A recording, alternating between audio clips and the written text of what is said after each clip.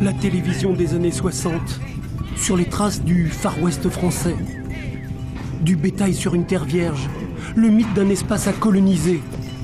Très vite, au 19e siècle, les militaires, puis les colons, et enfin les bagnards, vont avoir besoin de viande.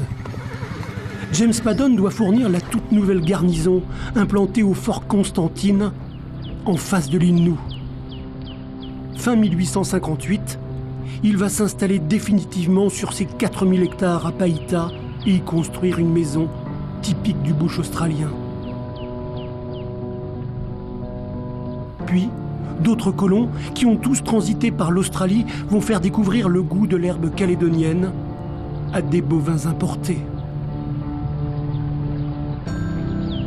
Timothée Cheval va, en contrepartie d'une concession qu'il va recevoir de Napoléon III, d'une surface de 2500 hectares, il va introduire en 1861 une centaine de têtes de bétail, une quinzaine de juments et un étalon.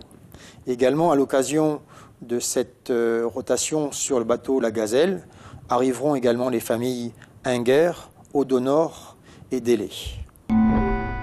Ces premiers éleveurs, défricheurs de brousse, entraînent une seconde vague d'immigrants. Ce seront les premiers colons qui, à bord de voiliers, vont importer bovins, chevaux, moutons, instruments agricoles. En 1866, on recense déjà 5000 têtes de bétail. 11 ans plus tard, 80 000. De plus en plus de bouches à nourrir, avec le débarquement constant de colons et de bagnards. La demande est excédentaire, les prix de la viande très élevés. Les fonctionnaires spéculent alors sur ce bétail si rentable. On en achète pour le confier aux bons soins des premiers broussards. Un tiers des bénéfices pour l'éleveur, le reste aux propriétaires nouméens.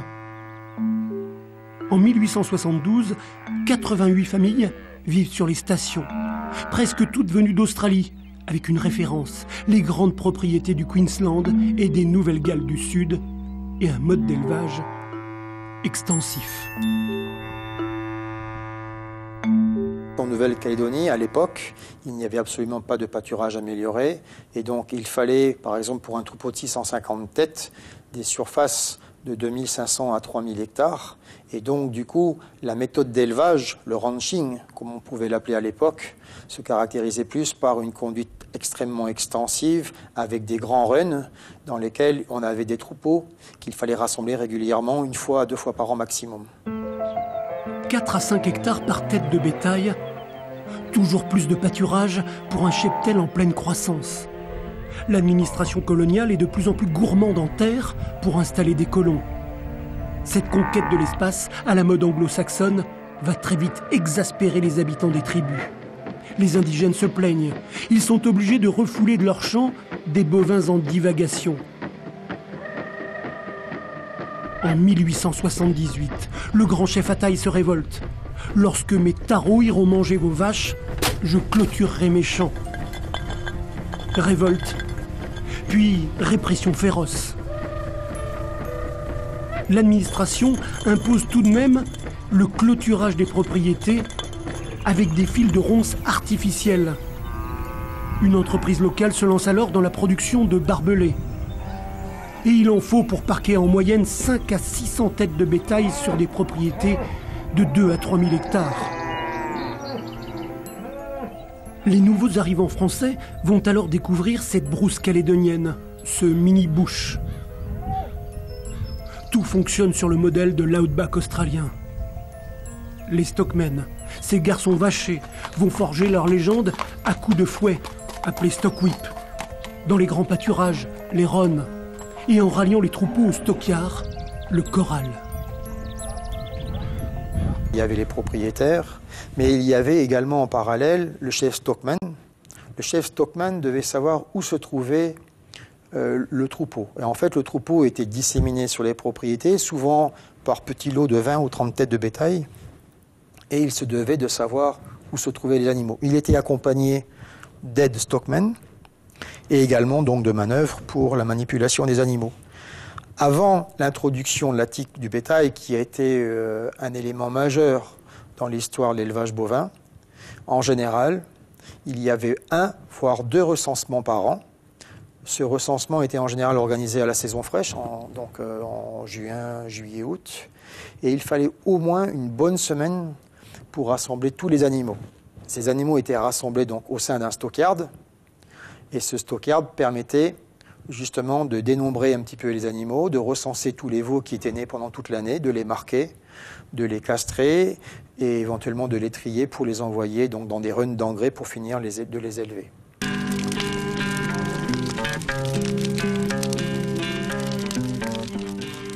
Sur ces stations, où l'on parle anglais, biche-la-mar, parfois aussi français, se développe une vie rurale isolée, une quasi-autarcie. Un mode de vie qui va durer plus d'1 siècle. Maisons de torchis, four à pain, champs vivriers, rivières à proximité. Un quotidien frugal et dur, rythmé par les saisons, le travail du troupeau. À l'aube, sceller son cheval, partir en tournée, vérifier l'état de santé du cheptel, souvent refaire les barrières.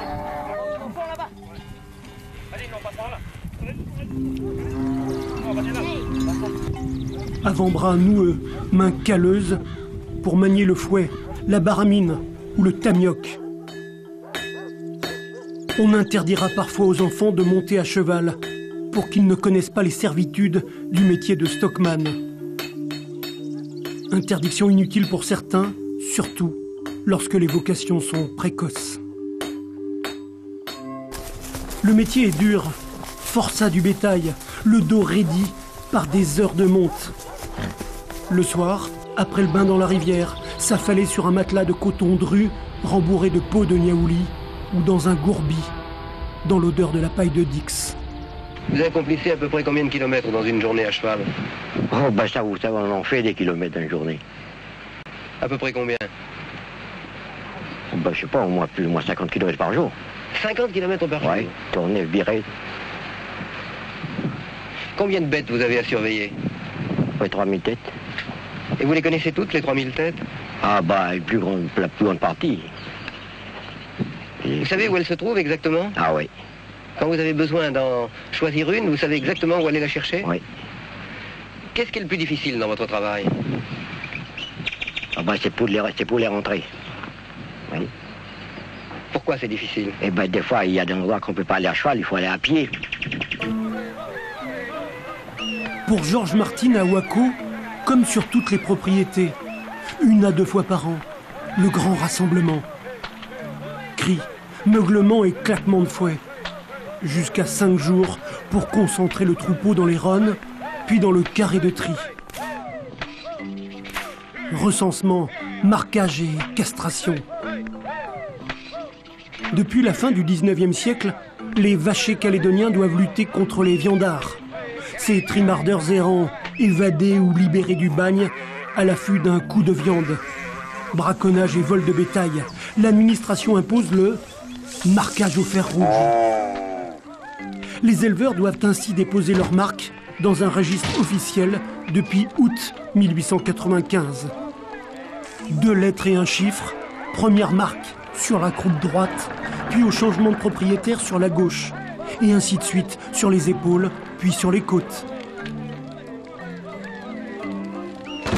Les stockmen vont acquérir un savoir-faire unique. Pas besoin de vétérinaire pour castrer les vaches ou les veaux qu'on doit faire engraisser. Incision du flanc pour les femelles et coup de lame stérilisant pour les jeunes mâles.